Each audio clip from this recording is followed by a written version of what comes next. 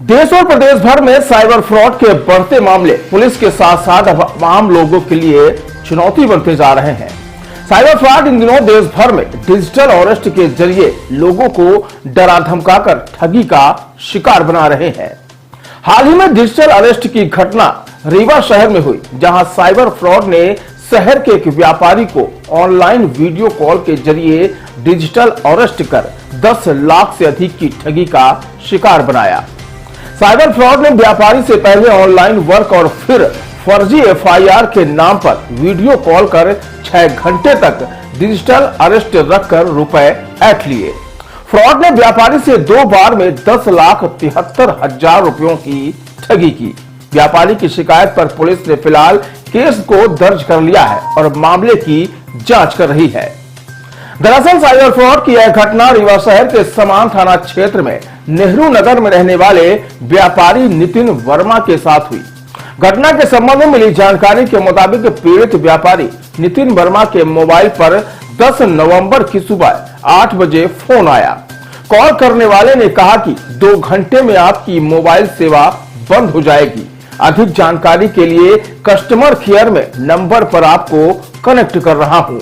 Call transfer करने के बाद दूसरी तरफ बैठे व्यक्ति ने बताया कि आपके खिलाफ दिल्ली में एफआईआर हुई है। आपके आधार कार्ड से बैंक खाता खोला गया था, जिसमें 180 करोड़ की ड्रग्स खरीदी गई है। उसके लिए आपके सभी बैंक खातों की जांच करनी है। आपके पास जितने भी खाते हैं उनके पैसे हमारे सेफ कस्टडी में जमा कर दें। इस तरह से साइबर फ्रॉड की बातों में आकर व्यापारी ने 99,000 फिर 38,000 व 12,000 कुल मिलाकर 1,49,000 रुपए बैंक ऑफ महाराष्ट्र के खाते में ट्रांसफर कर दिए।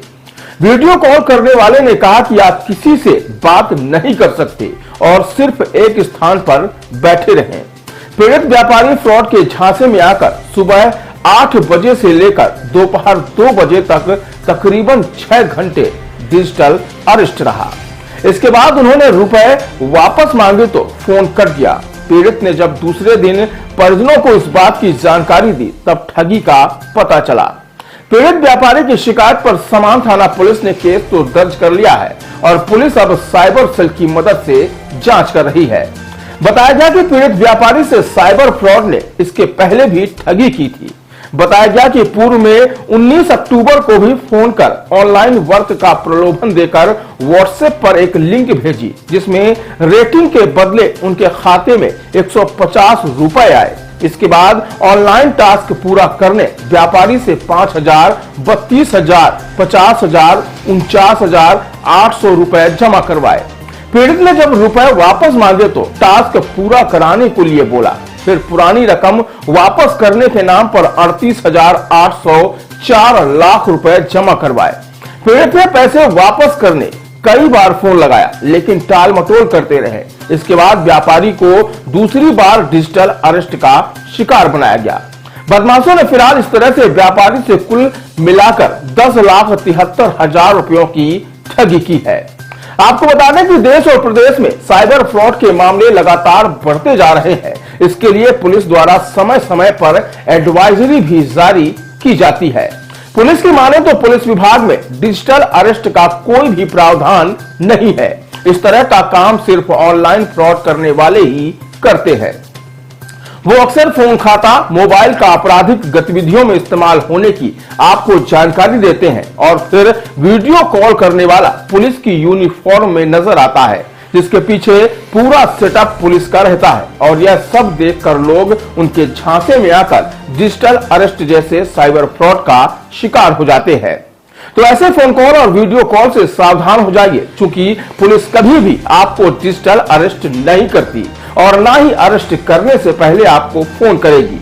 इस तरह के फोन और वीडियो कॉल सिर्फ और सिर्फ फ्रॉड के होते हैं, जिससे सतर्क और सावधान रहें।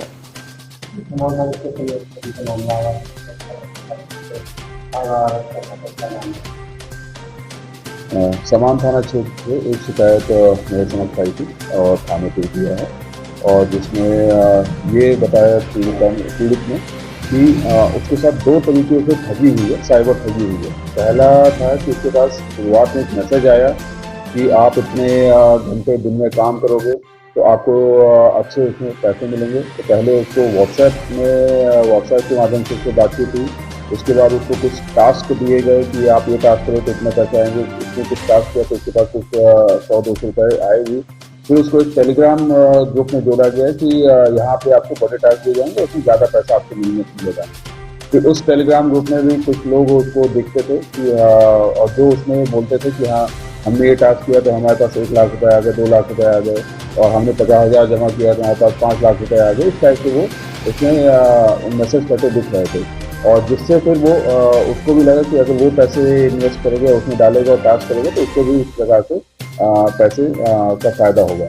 और उसी आधार पे उसने कुछ पैसे उसने डाल दिए टास्क के नाम पे, और वो टास्क भी किया। लेकिन क्योंकि ये पूरा साइबर धोखाधड़ी का एक मोडस ऑपरेंडी है, तो उसके फिर करीब 8-9 लाख रुपए उसने जो डाले वो उसके साथ उसमें धोखाधड़ी हो गई। इसके उपरांत फिर कुछ दिनों बाद उसके साथ एक अन्य तरीके की धोखाधड़ी ये हुई कि एक फ़ोन आता है उसके पास कि आपके नाम से कुछ अकाउंट खुले हैं जिसमें हवाला का ट्रांजैक्शन है, जिसमें संदिग्ध अन्य करोड़ों के ट्रांजैक्शन हैं जो कि ड्रग जैसे व्यापार में यूज़ किए गए हैं। और आप वीडियो कॉल पे आइए और आपसे हमें डिटेल चाहिए और आपको कथन चाहिए। और वो वीडियो कॉल पे आने के बाद उसको फिर किसी से बात नहीं करने दिया गया, उसको मना किया गया, डराया धमकाया गया कि अगर आप करोगे तो आपके साथ फिर हम अभी ऑनलाइन अरेस्ट आपको हम करके और आपको जेल भेजते हैं, और इस प्रकार से उसको डराया धमकाया गया। और इससे भी उसको जब डर लगा, क्योंकि एक फ्रॉड उसके साथ हुआ था, तो उसको लगा कि कहीं ना कहीं वो अकाउंट है कोई ऐसी चीज़ तो नहीं उसको कनेक्ट हो गई है जिसकी वजह से उसके पास पुलिस या सीबीआई ने उसको फ़ोन किया। तो उसके आधार पर उसने करीब 1-1.5 लाख रुपए वहाँ पे ट्रांसफर कर दिया। तो करीब उसके साथ 10-10.5 लाख का फ्रॉड हुआ। पहला हुआ जॉब के नाम पे, और दूसरा जिसको हम आजकल देख रहे हैं डिजिटल अरेस्ट पे एक बड़ा साइबर फ्रॉड आ रहा है, तो इसके माध्यम से उसके साथ फ्रॉड हुआ है।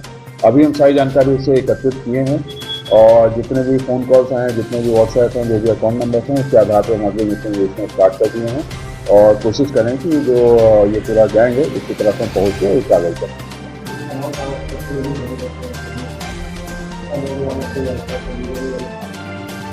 देखिए, जो क्रिमिनल्स हैं, साइबर क्रिमिनल, वो काफ़ी दूर बैठे रहते हैं, कई बार फॉरेन कंट्रीज में भी रहते हैं, तो ऐसा कोई वो टारगेटेड नहीं कर पाते। निश्चित रूप से यहाँ पे समान थाने में हो सकता है कि जिनके पास पैसे ज़्यादा हैं वो लोग हों, या कुछ ऐसा हो जो व्यापारी वर्ग है, या इस टाइप से लोग ज़्यादा होंगे जिस वजह से वहाँ पे घटनाक्रम ज़्यादा है। लेकिन ये बता दूं कि आपको सिविल लाइन, समान विश्वविद्यालय, सभी जगह पे इस तरह की घटनाएं हुई हैं। हाँ, ये डिजिटल अरेस्ट का जो है ये पहला केस अभी जो हमारे संज्ञान में आया है रीवा में, ये पहला केस अभी तक ऐसा आया है। लोगों से अपील है कि इस तरह के कई सारे मोडस ऑपरेंडी तरीका वारदात क्रिमिनल्स यूज कर रहे हैं, जिसमें आपको पुलिस, सीबीआई या ईडी या अन्य तरीके से आपको डरा धमका रहे हैं, आपको आपके परिचित किसी क्राइम में फंसने का वो बता के आपसे पैसा ले रहे हैं, या फिर आपको वीडियो कॉल पे बनाते हैं। और इसमें ये भी होता है कि जो सामने स्क्रीन में दिखती है उसमें भी एक व्यक्ति कोई ना कोई यूनिफॉर्म या कोई ना कोई सिंबल लेके, आई कार्ड लेके उसमें दिखता है, और जिससे कई बार लोगों को भरोसा हो जाता है कि हाँ सामने वाला व्यक्ति शायद वो किसी इन्फोर्समेंट एजेंसी, ईडी, सीबीआई या पुलिस से है, और जिसकी वजह से वो डर के या अरेस्ट से बचने के इस तरह से वो कार्रवाई या पैसा इसमें देते हैं। और ये सभी से अपील है कि इस तरह का कोई भी चीज़, डिजिटल अरेस्ट के नाम की कोई भी चीज़ किसी भी कानूनी प्रावधान में ना नहीं है। कोई भी वीडियो कॉल करके आप इस तरह से बात करें तो तत्काल फ़ोन कट करें और इसके संबंध में अपने सगे संबंधियों और पुलिस को सूचना दें। और अभी हमने देखा भी है कि भोपाल में समय पर सूचना मिल गई है पुलिस को, तो उन्होंने उनको विक्टिम होने से, उनके पैसे ट्रांसफर होने से बचाए हैं। तो सभी नागरिकों से अपील है कि जागरूक बने और इस प्रकार से किसी भी हथकंडे में क्रिमिनल्स के ना आए।